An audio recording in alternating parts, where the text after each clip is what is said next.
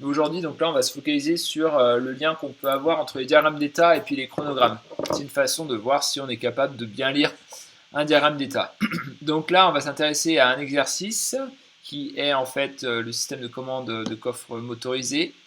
Bon, ici d'un véhicule Audi, mais ça se retrouve sur plein de marques. Bon, là, il y a une petite analyse fonctionnelle avec le diagramme d'exigence, les différents composants qui sont présents. Ce qu'on peut juste voir sur cet énoncé-là, la description de la chaîne fonctionnelle. Donc, on a deux unités électromécaniques, donc ce sont des vérins en fait, qui permettent de manœuvrer le haillon. On a deux contrôleurs, donc un par unité électromécanique qui pilote les moteurs. On a un calculateur. Donc, alors les contrôleurs, c'est finalement des cartes de puissance. Le calculateur, c'est lui qui va gérer en fait le lien qu'il y aura entre les capteurs et les actionneurs. Il y a une serrure électrique qui est solidaire du haillon qui va permettre de verrouiller le haillon. Si par exemple on souhaite le verrouiller dans une position donnée. Il y a une gâche motorisée qui est solidaire de la caisse du véhicule qui permet du coup, lui, en position fermée, de plaquer le haillon contre la caisse en tirant la serrure. Donc là maintenant on va arriver sur la description de l'exigence 1.1 qui ici en fait de vérifier qu'on ait une procédure qui permette de faire un réglage de l'ouverture maximale du haillon. Alors pourquoi ça? C'est si par exemple une personne va utiliser un haillon automatique. Donc l'idée c'est uniquement sur l'appui d'une touche de bouton de fermeture ou d'ouverture. Donc la touche d'ouverture elle va être à l'extérieur forcément du haillon, la touche de fermeture à l'intérieur. Donc si on appuie sur la touche d'ouverture, le haillon va s'ouvrir, mais il va falloir qu'on soit capable de régler l'amplitude d'ouverture selon en fait, l'utilisateur, puisque un utilisateur peut très bien avoir un coffre qui est plus ou moins haut de plafond. Donc on va devoir être capable de régler cette ouverture maximale. Donc là on va s'intéresser justement dans ce TD-là à voir quelle est la procédure à utiliser. Donc parce qu'en fait on n'a pas, ou si on regarde un petit peu la description ici, on n'a pas non plus beaucoup d'interface homme-machine. Au final on a uniquement une touche de fermeture, une touche d'ouverture. Donc comment est-ce qu'avec uniquement ces deux touches, au final on va être capable de régler, de faire un réglage tel quel. On vous donne donc la description des différentes entrées. Donc les entrées dans un diagramme d'état, ça va être lié au capteur généralement, donc au capteur ou aux interfaces homme-machine. Donc on a des capteurs angulaires à effet Hall qui permettent de mesurer la position angulaire du haillon. Donc là c'est des capteurs qu'on suppose analogiques qui vont renvoyer en fait une information analogique, donc n'importe quelle valeur d'angle, donc comprise en tout cas sur l'amplitude d'ouverture du haillon. Donc le calculateur lui délivre des informations binaires, d'accord, qui peuvent être combinées entre elles pour avoir des informations numériques, mais là en l'occurrence les entrées qu'on vous décrit sont binaires, tout ou rien. Donc on vous dit qu'il y a trois entrées, il y a T0, TFP. Donc T0 c'est la touche d'ouverture automatique, donc la touche qui se situe à l'extérieur du coffre. TF c'est la touche de fermeture, donc c'est le capteur qui se situe à l'intérieur du coffre, du haillon, pardon. Et P égale 1, c'est la poignée du haillon. Donc quand on appuie sur la poignée, en fait, du coup, on va pouvoir régler le réglage, modifier le réglage manuel. Bien. Ensuite, les activités du diagramme d'état. On peut voir ça comme les sorties. C'est ce qui va être lié en fait aux actionneurs. Donc il va y avoir les composantes reliées au moteur à courant continu. C'est un hacheur 4 cadrans. Ça veut dire qu'avec ce type de commande de moteur, on va être capable de faire tourner le moteur dans les deux sens. Donc on va être capable de régler l'ouverture ou la fermeture. Donc les deux commandes, les deux activités ou les deux sorties associées sont respectivement M+, et M-. Donc on va garder ça en tête. Ensuite, il y a le couple transmissible par l'embrayage. Ça veut dire qu'on va être capable de débrayer le moteur pour, si vous voulez, entraîner à la main le haillon du véhicule, comme dans un haillon classique de véhicule non motorisé. Donc pour ça, on vous dit que la pression de contact sur la garniture du disque d'embrayage permet de garantir l'embrayage. Donc cette pression, l'intensité du champ magnétique résultant d'un aimant permanent, E. Donc en phase d'ouverture automatique, on active l'électroaimant. Donc ça veut dire qu'il y a bien embrayage entre le moteur et le haillon. Et quand on est en phase de fermeture automatique, l'électroélément n'est plus alimenté. Et dans le cas d'une manœuvre manuelle, le moteur est désaccouplé grâce à un champ magnétique d'électroélément E-, voilà, qui s'oppose à celui de l'élément permanent. Alors, la référence de mouvement, donc position fermée, c'est 0. D'accord. Gamma égale 0, c'est-à-dire que le coffre est fermé. Ça ne veut pas forcément dire que le coffre est... c'est l'angle par rapport à la fermeture du coffre. Et gamma égale maxi quand le coffre est ouvert. Et justement, le gamma maxi, c'est ça qu'on doit pouvoir régler. L'angle, on va voir quel est l'angle qu'on va pouvoir mettre. On va supposer qu'en mode automatique, la vitesse de rotation du moteur est constante. Bon, c'est pas vraiment vrai. Ça veut dire que, on s'assure qu'il y a un bon asservissement en vitesse du moteur. Voilà, c'est l'hypothèse qu'on va faire. Et que la vitesse est la même des deux côtés, que l'asservissement est bien réglé. Ça veut dire que cette vitesse est atteinte instantanément. Donc voilà, comme ça on s'affranchit, si vous voulez, du réglage de cette vitesse. Bien, donc vous avez les différentes questions ici. Alors oui, il y avait une petite erreur de pagination ici. Vous avez figure quoi à la page. Bien, donc on vous donne à la page suivante le diagramme d'état partiel du fonctionnement. Bon, ça veut dire qu'il y a des partiels parce que tout n'est pas représenté sur le fonctionnement complet du coffre, mais en tout cas pour ce qui nous intéresse, c'est fait. On vous dit que dans la configuration initiale, l'angle maxi d'ouverture, c'est 90 degrés. Donc gamma maxi est réglé à 90 degrés. Et donc là, on vous demande dans cette question-là de compléter le chronogramme. On verra que les questions 5 et 6 découleront naturellement de la question 4 quand on aura complété le chronogramme. Voilà, donc je me suis mis sur cette page-là. Moi, je vous conseille de travailler un peu comme moi, c'est-à-dire d'essayer d'avoir sur côte à côte le diagramme d'état et le chronogramme. On va essayer de tracer au fur et à mesure le chronogramme. Et ce qu'on peut essayer de faire pour que ce soit facile à se retrouver, c'est de décrire des états, les états qui seront actifs à chaque fois. D'accord. Donc ce qu'on va faire, on va commencer par mettre à la limite des numéros d'état sur chacun des états qu'on va retrouver ici. D'accord. Ça, c'est l'état initial.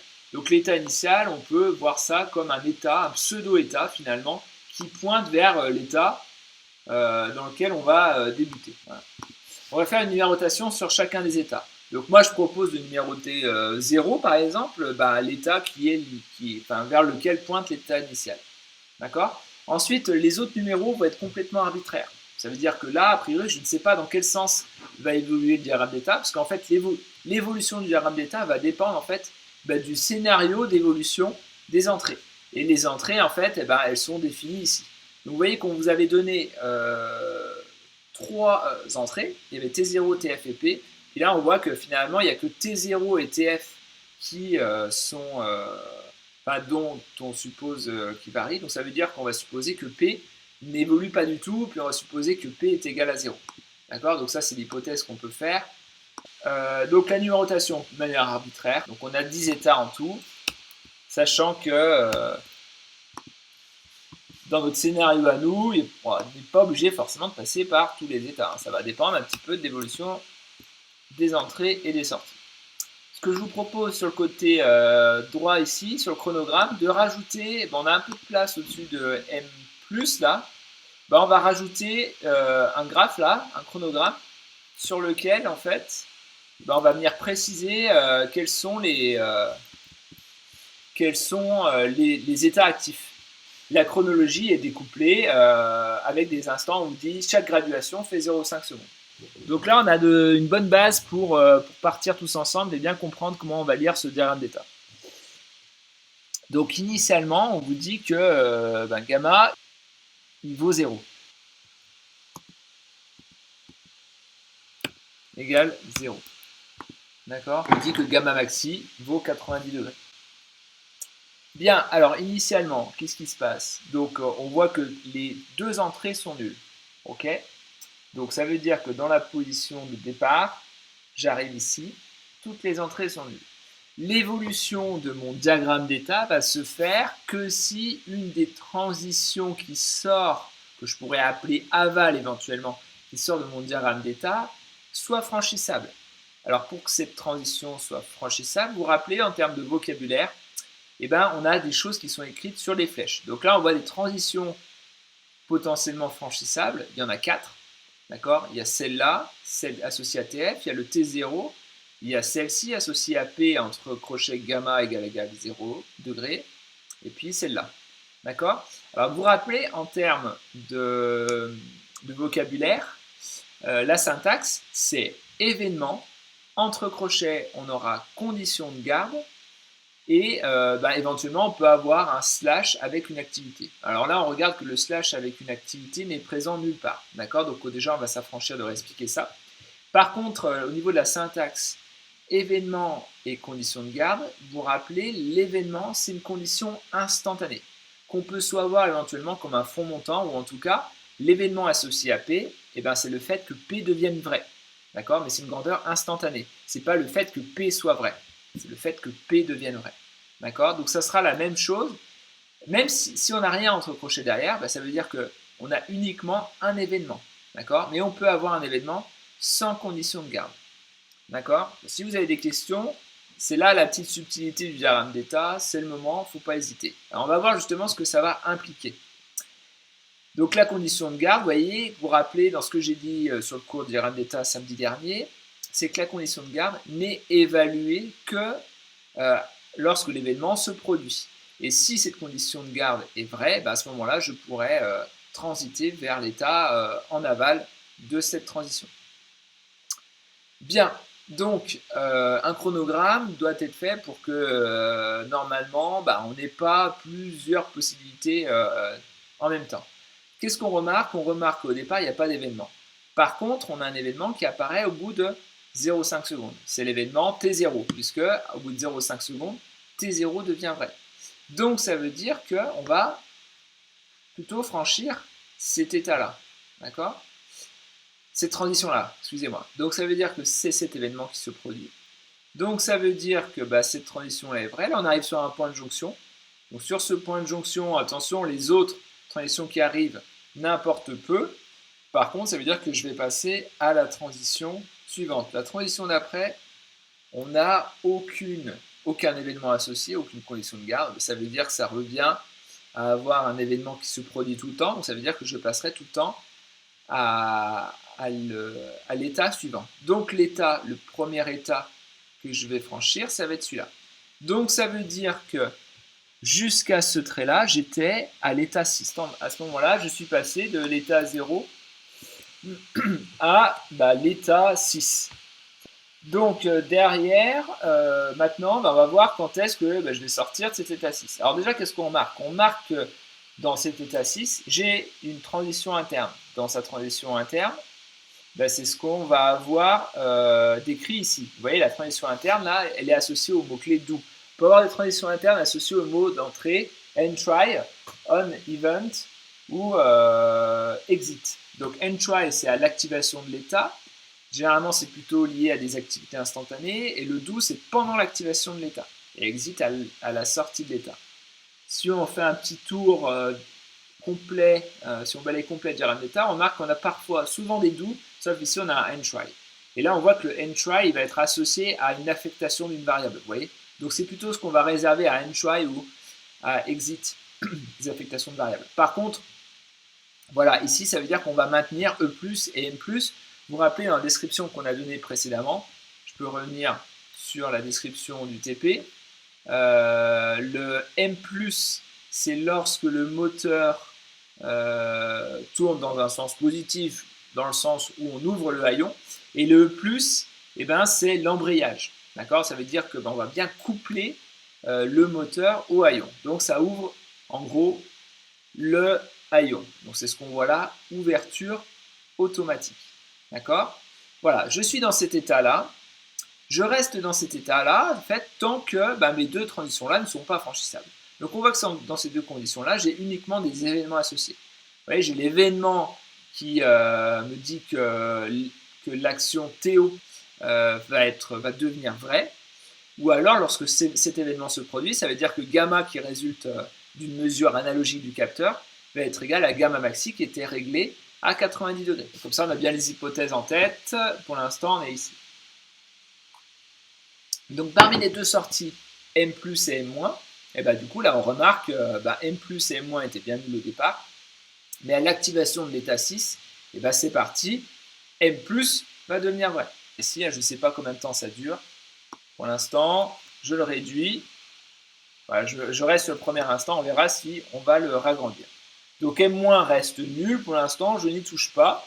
Et donc là, je vais rester, tant que je vais rester dans cet état-là, M plus va rester vrai. D'accord si je sors, et du coup, on n'aura plus M plus. D'accord M plus va devenir faux. Parce que M plus est vrai que quand il y a le. Enfin, en fait on active, enfin, on exécute cette activité uniquement dans l'action de l'état. C'est ça que ça veut dire le tout. Et donc, pour sortir, il y a l'une ou l'autre de ces deux conditions. Ok Donc, le gamma, il évolue. D'accord Il évolue de 20 degrés toutes les secondes. Pour passer de 0 degré à 90 degrés avec une vitesse angulaire de 20 degrés par seconde, et la durée, je vais T ouverture. La durée d'ouverture, au final, ça va être gamma maxi sur la vitesse. Donc on va avoir 90 degrés sur 20 degrés par seconde, ce qui nous fait 4,5 secondes. D'accord Voilà. Donc là, il suffit de compter le nombre de secondes, sachant qu'une graduation, c'est 0,5 secondes, donc il faut en compter 9 en fait. Voilà, 1, 2, 3, 4, 5, 6, 7, 8 et 9. D'accord? Donc on arrive ici. À ce niveau-là, on est sûr d'avoir atteint gamma 1, 2, 3, 4, 5, 6, 7, 8, 9. Donc on a gamma qui est égal à 90 degrés. Vous pouvez parler, hein, Paul. Oui, c'était quand au bout de 0,5 secondes, T0 il est vrai? T0 est vrai, effectivement. Il est vrai pendant 0,5 secondes après, après qu'on arrive dans l'état 6. Ça, je suis d'accord avec vous. Mais ça ne correspond pas à l'événement T0. L'événement T0, vous voyez ça éventuellement comme un front montant. C'est le passage de 0 à 1. D'accord, je vois. Merci beaucoup. Voilà, effectivement, c'est une bonne question, Paul, parce que si on comprend que c'est quand T0 est vrai, ça veut dire qu'on sortirait directement de l'état 6. Ouais, c'est ça. On n'est pas avec le câble. Voilà, donc c'est pour ça qu'il faut bien comprendre ce que c'est que cette histoire d'événement. Et si vous voyez que du coup là, la façon dont on interprète l'événement, ça donne pas du tout la même évolution du diagramme d'état. Si on a compris ça, après normalement il n'y a pas de souci. Voilà, donc effectivement c'est la difficulté qu'on va avoir au départ. Donc l'état 6 va être actif jusque là. Monsieur, est-ce que TF c'est en front montant aussi ou faut le maintenir le temps de la durée? Enfin tout le temps de l'activation? TF c'est aussi une variable booléenne qui peut être vraie ou fausse. D'accord? Comme Théo est une variable booléenne qui peut être vraie ou fausse. Par contre, quand vous faites apparaître dans une transition une variable booléenne, ça veut dire que c'est son événement associé. Donc ça veut dire que c'est son passage à l'état associé. Donc si par exemple vous avez la variable booléenne T0, l'événement T0, enfin Théo, c'est quand quand Théo passe de 0 à 1. L'événement TF, c'est quand TF passe de 0 à 1. L'événement, alors là, vous voyez, vous avez un point d'exclamation TF, ça veut dire que c'est l'événement opposé, enfin complémentaire de TF, donc c'est quand TF passe de 1 à 0. La P, ça veut dire que c'est quand P passe de 0 à 1. On maintient TF pendant 2 secondes par exemple. Parce que pour Théo, c'est juste une demi-seconde le temps que ça passe en front montant. Alors pour TF, on laisse activer. Du coup, je comprends pas pourquoi on le laisse. Ah, donc là, vous vous demandez pourquoi il y a ce scénario-là. Donc j'imagine que votre question, c'est pourquoi est-ce que ça a été laissé appuyer 2 secondes. On va voir pourquoi. Il y a peut-être une façon. Enfin, du coup, ça va sans doute nous donner une différente évolution du diagramme d'état. On va voir pourquoi. Donc là, il faut qu'on regarde un petit peu à quel niveau ça va apparaître. On va voir ça. Donc, si vous regardez bien, il y a des états qui permettent de compter les durées. Ok. Donc, on va voir qu'effectivement, l'évolution du diagramme d'état va sans doute dépendre de la durée pendant laquelle on va appuyer sur un bouton. Et concrètement, le bouton, c'est dans la face interne du haillon. Pour la fermeture du coffre, c'est-à-dire que si on appuie, premièrement, le coffre il va se fermer, du coup, on peut pas maintenir le bouton tout le temps de la fermeture, s'il est à l'intérieur de la voiture. Non, mais attendez, on va voir. Alors, okay. on va voir. Donc, pour l'instant, alors, qu'est-ce qui se passe? C'est vrai que mettons-nous à la place de l'utilisateur. Donc, l'utilisateur est à l'extérieur du véhicule. Il a appuyé sur le bouton. Alors, vous voyez que ce qui compte, c'est qu'il a appuyé sur le bouton. Finalement, qu'il a appuyé 0,5 secondes ou 0,3 secondes, ça revient au même. Hein. S'il avait appuyé 2 secondes, on aurait eu la même chose. Donc là, le haillon s'ouvre. Ok. On appuie pendant 4,5 secondes, on appuie nulle part ailleurs. Le haillon s'ouvre en plein. Voilà, au bout des 4,5 secondes, qu'est-ce qui se passe? Je passe de l'état 6. Voilà, je passe par là. Ok. Et puis je retourne un point de jonction à mon état initial. Alors, vous voyez là, le 6 secondes, je l'avais collé à gauche. Bon, maintenant je peux un peu le desserrer. Là, je suis toujours à l'état 6. Voilà, donc je repasse à l'état 0. Donc maintenant, je vais éventuellement sortir de l'état 0. Donc pour sortir de l'état 0, maintenant il faut surveiller aussi l'évolution des entrées. Donc alors on voit que P de toute façon on s'en préoccupe pas de la partie droite. Donc ça va jouer entre TO et TF. Donc TO, on voit que l'événement va se produire après. Donc c'est le TF qui va se produire avant. Donc ça veut dire que l'évolution va se faire par là, à l'activation de TF. Donc, quand l'événement TF se produit. Donc, il va se produire ici. Donc quand TF se produit, voilà, je vais passer à l'état 1. D'accord? Donc là, le 0, attention, il faut bien le coller, parce que du coup, je vais rester dans l'état 0 uniquement une demi-seconde. Donc il va falloir que je passe ici. D'accord? Et là, donc, on va passer à quel état? C'est l'état 1. Voilà. Je suis à l'état 1. Et voilà, je vais rester à l'état 1. Pour en sortir de l'état 1, il faut que l'une de ces deux transitions se produise. On voit qu'il y a une transition uniquement avec un événement. C'est l'événement TF qui devient faux, d'accord, avec un point d'exclamation. Ou alors j'ai cet événement. Donc là, on voit qu'on a, une transition avec un événement et une transition de garde. Donc l'événement, c'est after 5 secondes. Donc c'est un événement de durée, vous voyez, donc avec une durée relative. Donc il faut soit attendre 5 secondes, soit attendre et on évaluera cette position de garde, soit attendre que TF devienne faux. Ça c'est l'événement TF, d'accord? C'est le passage de 0 à 1. L'événement TF complément, c'est bien celui-là. Et je vais pas cet événement va se produire après celui-là. Donc c'est celui-là qui va compter. Il n'a pas de condition de garde, donc ça veut dire que, en tout cas, je vais passer directement à l'événement 2. D'accord? Donc l'état qui sera actif après, c'est 2. Et là, l'état 1, je resterai dans l'état 1 jusque là. Donc là, ça veut dire que maintenant, je suis passé à l'état 2. Ma seule façon de sortir de l'état 2, il y a deux possibilités. Soit l'événement gamma devient égal à 0. Alors là, vous voyez qu'il n'y a aucun des deux moteurs qui tourne, donc il n'y a pas d'espoir. Ok. Soit c'est l'événement TF qui redevient faux. Alors là, vous voyez, attention à ne pas à bien comprendre cette histoire d'événement. Donc là, je vais rester dans cet état-là tant qu'il n'y a pas l'événement complément de TF. Donc tant qu'il n'y a pas front descendant de TF. Là, il y a le front descendant de TF. Donc ça veut dire je vais rester dans cet état-là, dans l'état 2, jusqu'à cet instant-là. Bien, et dans fermeture, donc dans l'état 2, j'ai M-. Donc là, c'est un état de fermeture. Donc là, le coffre, il va se fermer. D'accord? Et après, on va interpréter ça avec la question, il me semble que c'était Maxime qui posait la question. Donc on va regarder, donc là, cette fois-ci, le M- va devenir vrai à l'activation de l'état 2. Ok, il était faux jusque-là, le M-. Donc M-, il va rester vrai, en fait, le temps de l'activation de l'état 2. Donc ça veut dire que là, Le M-, ça correspond, hein, si on revient à la description des différentes sorties, et moins c'est fermer le haillon. Et on suppose que la vitesse d'ouverture et de fermeture est la même. Donc là, on voit qu'on ferme le haillon pendant, du coup, 3 graduations.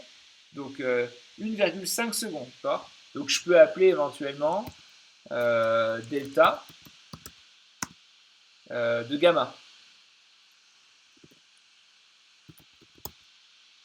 Donc delta gamma, ça va être égal à donc la durée de fermeture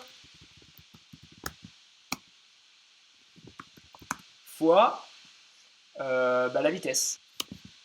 Je vais l'appeler gamma point fermeture. C'est 1,5 secondes fois moins 20 degrés par seconde. Moins 20 fois 1,5, ça fait moins 30. Donc on va avoir moins 30 degrés. Donc à ce niveau, si gamma était égal à 90,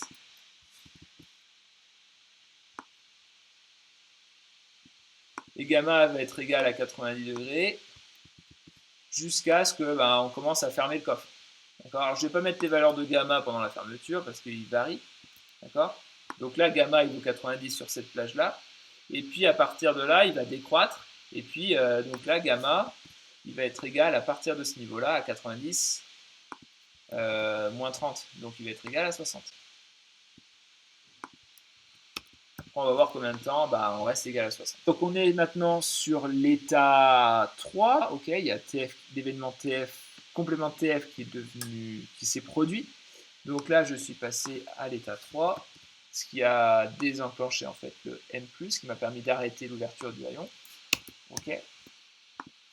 Bien, donc c'est là qu'on va comprendre pourquoi est-ce qu'on a appuyé une certaine durée. Pour passer de attente à test, il faut que l'événement TF devienne vrai. Donc l'événement TF va devenir vrai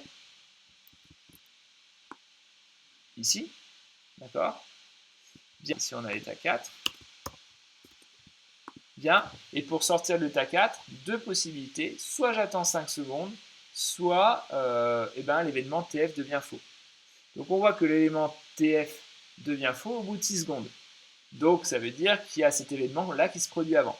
Alors attention, cet événement-là se produit, mais pour qu'on franchisse, alors du coup je suis sur l'état 4, pour qu'on passe de l'état 4 à l'état 5, il faut que la condition de garde soit fausse. Donc si on regarde la condition de garde, on a deux conditions séparées de et. Enfin, on a gamma supérieur ou égal à 45 degrés et à la fois TF est vrai. Alors attention, là, ce n'est pas un événement. Là, c'est vraiment le fait que TF soit vrai ou pas. Donc là, qu'est-ce qu'on marque? On marque que nous, déjà, TF est vrai. D'accord. Et on remarque que gamma est supérieur à 45 degrés, parce que gamma est égal à 60 degrés. Ça veut dire que la condition de garde est vraie, et que cet événement-là se produit avant l'événement TF devient faux. Donc les 5 secondes, ça va arriver jusque-là. C'est là que je vais pouvoir sortir de 4, mais non pas pour aller à ce point de jonction et à 6, mais pour aller à l'état 5. Bien, on marque qu'on a une transition interne ici, à l'état 5. D'accord. Donc je vais mettre mon pointeur sur l'état 5, je vais le mettre là. Assignation de gamma maxi. Donc là, à l'activation de cet état, gamma maxi prend la valeur gamma. Donc ça veut dire qu'on a changé gamma maxi. Ok. À cet instant donné là, à partir de maintenant, gamma maxi vaut 60 degrés. Donc vous voyez, cette petite procédure a permis de changer gamma maxi. Alors concrètement, comment s'est pris l'utilisateur du haillon? Vous voyez, il a appuyé, d'abord il a ouvert le coffre en appuyant sur Théo, ok, il a ouvert le coffre jusqu'à ce qu'il s'ouvre complètement. Ensuite, du coup, il a appuyé sur le bouton pour le fermer. Finalement, c'est au relâchement de ce bouton que le coffre se met à se fermer. D'accord. Donc on peut maintenir ce bouton-là longtemps appuyé, le coffre ne se mettra pas à fermer, c'est au moment où il va relâcher. C'est un peu par sécurité, on peut s'imaginer ça. Parce que si on appuie et que le coffre commence à fermer, ok, on pourrait éventuellement se coincer le bras. D'accord. Donc là, ça veut dire que quand on a relâché le bouton, on a quand même déjà commencé à enlever le bras sous notre coffre. Donc c'est logique, si vous regardez un haillon, c'est comme ça que ça fonctionne. Et puis après, en fait, il va se fermer et pour arrêter la fermeture du haillon, ce qu'il va compter, c'est de rappuyer sur le bouton et de le relâcher. D'accord? Ce n'est pas le moment où on rappuie, c'est au moment où on relâche. D'accord? Donc si on voulait régler, en fait, on rappuie sur le bouton de fermeture. Ok, le coffre se ferme et puis à la valeur d'angle désirée, on rappuie sur le bouton rapidement pour le relâcher. Et là, du coup, le haillon s'arrête. Ok. Après, on rappuie sur TF pour mémoriser ce nouveau réglage. Il faut rappuyer au moins 5 secondes sans relâcher. Et au bout de 5 secondes, on a mémorisé du coup le nouveau réglage. D'accord? Donc vous voyez, avec ce diagramme d'état, ça permettrait éventuellement d'avoir une notice d'utilisation de ce haillon électrique. Est-ce que ça répond à votre question, Maxime? Parce que vous m'avez posé la question de savoir pourquoi est-ce qu'on fait tout ça. Oui, c'est bon. En fait, j'avais juste pas compris pourquoi les 6 secondes, mais en fait, c'est juste pour changer la gamme maxi. Quoi. Il faut laisser appuyer suffisamment longtemps. D'accord? Donc quand on sait qu'il faut appuyer longtemps, on a tendance à appuyer un peu plus longtemps que ce qu'il faut, pour être sûr. Ok, voilà. Merci. Là, on n'a pas le choix. Pour sortir d'état 5, il faut uniquement que l'événement TF devienne faux se produise. L'événement TF devienne faux se produise une seconde après, au final. C'est au moment où je relâche le bouton. D'ailleurs, c'est assez logique. Hein. Forcément, si j'ai attendu suffisamment longtemps que le bouton se relâche, au bout d'un moment, je vais le relâcher. D'accord? Donc après, je vais revenir, en passant de l'état 5, je vais revenir à l'état 0. Jusqu'à ce que TF, l'événement TF ou TO ou P avec les conditions de garde associées se produisent. Là, donc TO, il ne se produit pas tout de suite, donc c'est l'événement TF qui va se produire juste après. Et donc je vais repasser à l'état 1. Donc ça veut dire qu'une demi-seconde ensuite, vu que l'utilisateur appuie sur TF, on va passer à l'état 1, encore une fois. Bien, donc là, de toute façon, sur ces différents états, M+, et M- n'étaient pas activés. Et puis ensuite, à l'état 1, qu'est-ce qu'il faut? Il y a deux façons de passer de l'état 1 à un autre état. Soit TF redevient faux, donc ça va être le cas ici, soit j'attends 5 secondes. Donc là, on remarque encore une fois, TF redevient faux moins de 5 secondes après, parce qu'il redevient faux 0,5 secondes ensuite. Donc ça veut dire que l'état suivant, ça va être l'état 2. La commande M- qui va se produire. Commande M- qui se produit à l'activation de l'état 2. C'est parti pour fermer le coffre. Maintenant, on va voir combien de temps ça dure. Alors, si je ferme le coffre, je reste dans cet état-là. Pour en sortir, soit je relâche encore TF. Donc là, vous voyez, si ça n'arrive plus après, de toute façon, je ne lirai pas dans ce sens-là. Ou soit gamma devient nul. Donc là, j'ai M-, donc là, maintenant, il faut encore compter. On va recompter comme tout à l'heure. Donc là, il faut finalement, je vais fermer jusqu'à ce que l'événement gamma égale 0 se produise. L'événement gamma égale 0, c'est quand gamma devient égal à 0. Et la durée de fermeture au numérateur en réalité un delta gamma.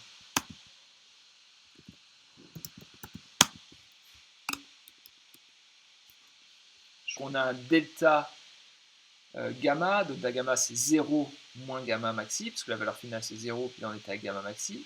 Donc ça fait, le gamma maxi était réglé à 60, moins 20 degrés par seconde. 3 secondes. Donc là il faut que je compte 3 secondes, soit 6 graduations. Et là, cette fois-ci, gamma, il va valoir 0. Donc là, j'étais à l'état 2, d'accord, de fermeture. Et donc, je suis passé à ce moment-là à l'état 0. Je vous rappelle la syntaxe d'événement de condition de garde. Donc, c'est lorsque l'événement se produit qu'on évalue la condition de garde. Ça veut dire que les 5 secondes avant, l'état de TF n'importe peu. Par contre, c'est au moment où l'événement se produit, il faut que TF soit vrai. Et là, c'est plus un événement TF en condition de garde. C'est l'évaluation du booléen. On est à l'état 0. Et je vais rester à l'état 0 pour en sortir toujours les 4 possibilités. On élimine toujours celle-là, parce que P, on suppose qu'il n'évolue pas. Et donc, c'est soit TF, soit T0. Donc, on voit déjà que TF, c'est éliminé parce que l'événement TF ne se produit plus ensuite. Donc, c'est l'événement TO qui va se produire à ce moment-là. Quand l'événement TO se produit, je passe à l'état 6. Et à l'état 6, il va s'activer, qui va devenir vrai. L'activité M+, va être au niveau haut. Donc ça veut dire que le moteur va s'ouvrir. Je suis à l'ouverture automatique. Au même moment, parce que j'ai un do, hein, donc tant que cet état-là est actif. Et là, pour sortir de cet état, soit j'ai l'événement Théo qui se reproduit, mais ça on remarque que ça n'arrive plus. Donc ma seule condition d'en sortir, c'est lorsque gamma va être égal à gamma maxi.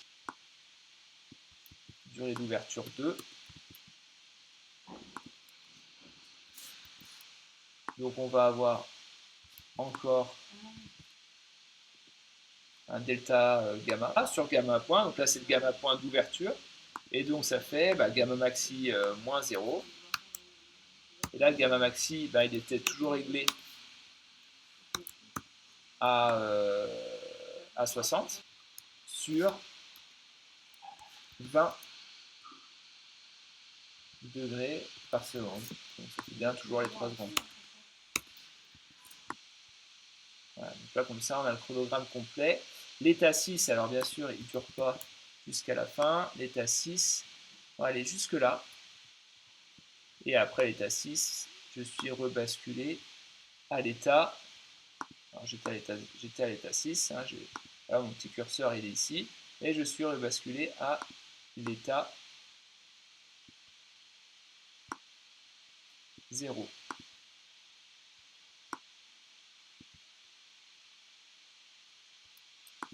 Bien.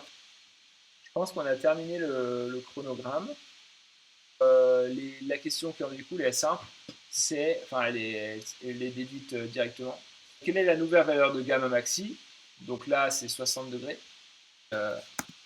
à la fin du cycle proposé.